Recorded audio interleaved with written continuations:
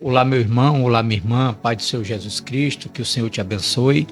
Presbítero Araújo mais uma vez. E eu quero compartilhar com você, nesse vídeo, eu creio que uma das maiores experiências que o Senhor já me deu. Eu tenho certeza que se você ouvir até o final, tua vida vai mudar e eu tenho certeza também que tua vida será edificada. Os teus olhos espirituais se abrirão e eu tenho certeza que você vai se aproximar do Senhor, sim, mais ainda depois que ouvir essa poderosa experiência. Seja bem-vindo a esse canal. Nesse canal você vai ouvir as minhas experiências que já tive com o Senhor, vai ouvir testemunhos. Nós temos oração intercessória e também meditação na palavra de Deus com dois propósitos: nos preparar para essa guerra espiritual que enfrentamos todos os dias, nos preparar para a vinda do Senhor Jesus. Amém? Então vamos para a experiência e eu tenho certeza que você vai ser edificado. Bom, como todas as experiências que eu já tive algumas experiências acordado, mas essa marcou a minha vida, marcou meu ministério, e eu vou lhe dizer por quê. Essa eu estava dormindo também, foi em um sonho, mas essa marcou por muitos anos, nunca me esqueci de nenhuma das experiências que tive. Mas essa é aquela que marca, que você, de vez em quando, você lembra. Eu fui dormir e nessa noite que eu estava dormindo, eu estava como se fosse numa sala e era uma sala vazia, não tinha nada, não tinha ninguém. Mas eu prestei atenção que naquela sala havia uma porta. Eu não sabia o porquê estava ali, mas havia uma porta. E eu me pergunto o que é que eu estava fazendo ali.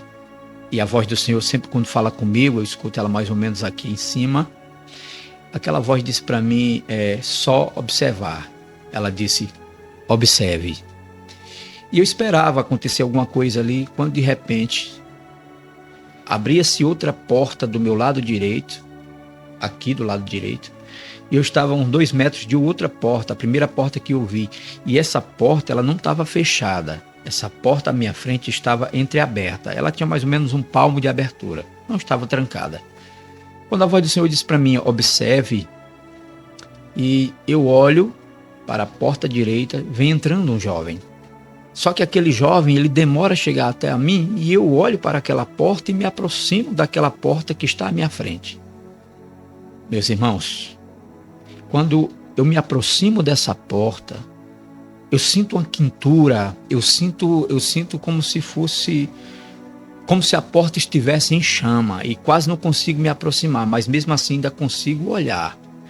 E eu acredito que Deus permitiu, eu consegui empurrar um pouco aquela porta e ela abriu mais ou menos ali uns 30 centímetros, 20 centímetros. Quando eu olhei, eu me espantei, porque era como se ela tivesse numa parede e quando abrisse aquela porta havia um buraco ali, quem entrasse naquela porta ia cair. E eu via, amados, misericórdia, que o Senhor te proteja e proteja a tua casa.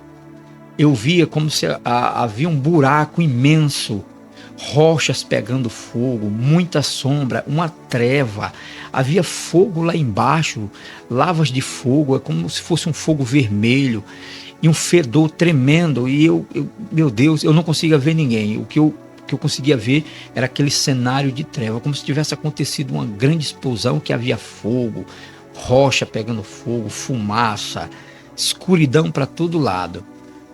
E eu me afasto, eu me assusto e me afasto de repente quando eu vi aquilo dali. E um fedor tremendo, e eu não escutei grito, eu não escutei nada, o que eu vi foi isso. Mas de repente quando eu me afasto, eu vejo aquele jovem se aproximando de mim. E na mesma hora, o Senhor disse para mim de novo, observe. Quando eu vejo o jovem se aproximar, não conheço o jovem, e eu identifiquei aquele lugar. Ali no meu espírito eu entendi que ali era o inferno. Com aquele sofrimento, com aquele clima de treva, com aquele clima de fogo, de sombra. Era espantoso aquele ambiente. Era um ambiente que com certeza ninguém sobrevive ali. Mas eu tive a noção, eu tive a ideia, né? Eu tive o entendimento que eu estava vendo ali uma porta do inferno. E aquele jovem vinha vindo, a voz do Senhor mandou eu observar. E quando ele se aproximou, eu pensei que ele ia falar comigo, eu pensei que ele ia vir puxar algum diálogo. Não. Ele vai se aproximando da porta e eu, na mesma hora, vejo que ele vai entrar naquela porta. Eu intervenho, eu vou à frente dele e peço para ele não ir. Não chegue perto dessa porta, amigo. Eu dizia para ele: jovem, não se aproxime dessa porta. E ele não me ouvia, ele olhava para mim, mas não me ouvia. E se me ouvia, ele não queria responder. Mas de tanto eu insistir, eu dizia para ele: não se aproxime dessa porta. E de repente ele para. Eu disse para ele, quando ele parou e me ouviu, e olhou para mim, eu disse para ele: volte, saia daqui, não vá para esse lugar. E ele olhou para mim, amados, o semblante era de uma tristeza profunda. O semblante desse jovem era um desespero. Eu via o seu espírito chorando. E ele disse para mim assim: não tem mais jeito. Não tem mais jeito. Eu tenho que ir para esse lugar. Eu disse: não, você não tem que ir para esse lugar. Você não pode ir para esse lugar. Por que você está escolhendo ir para esse lugar? Por que você quer ir para esse lugar? Volta, não se aproxima dessa porta. Se afasta dessa porta. Aí foi quando ele disse: não, eu fui mandado para cá. Eu fui enviado para esse lugar. Eu: não, quem te enviou? E insistia com ele para ele se afastar. Se afasta desse lugar. E de repente ele disse para mim: não tem mais jeito, eu tenho que entrar nesse lugar. Eu disse: por que você tem que entrar nesse lugar? Aí foi quando ele disse para mim: porque eu morri, porque eu estou morto. Aí eu entendi, amados. Eu entendi por que ele não podia voltar, por que não havia outra forma de ele fugir daquele lugar.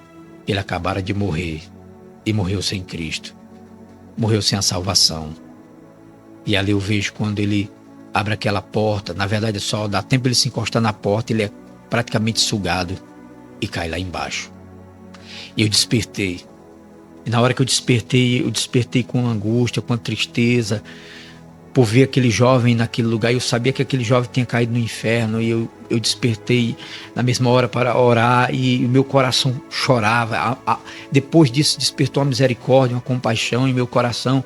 Porque se cumpre o versículo que está lá em Eclesiastes 9:4. Enquanto a vida, a esperança, depois da morte, segue seu juízo.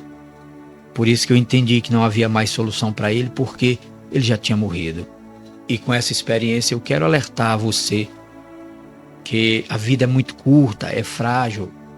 O apóstolo Tiago diz que a nossa vida é como fumaça. Aparece por um pouco tempo, por um breve tempo e depois desaparece, vai embora. Então cuide de sua vida espiritual. Busque o Senhor enquanto há tempo.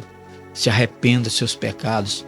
Peça a misericórdia do Senhor. Você que é mãe, interceda pelos seus filhos. Você que é pai, esposo, esposa. Vamos orar uns pelos outros para que o Senhor salve o nosso povo. Não permita que eles caiam naquele abismo. Se você ainda não é inscrito nesse canal, faça um pedido a você, se inscreva nesse canal. Compartilhe esse vídeo com seus amigos, com seus parentes, para que eles despertem e cuidem da vida espiritual, porque enquanto a vida há esperança, mas depois da morte segue seu juízo. Que Deus te abençoe. Nós nos veremos no próximo vídeo. Eu oro pela sua vida e peço ao Senhor que lhe proteja e lhe guarde. Deus te abençoe. Nos veremos no próximo vídeo. Amém. A paz do Senhor Jesus. Fique com Deus.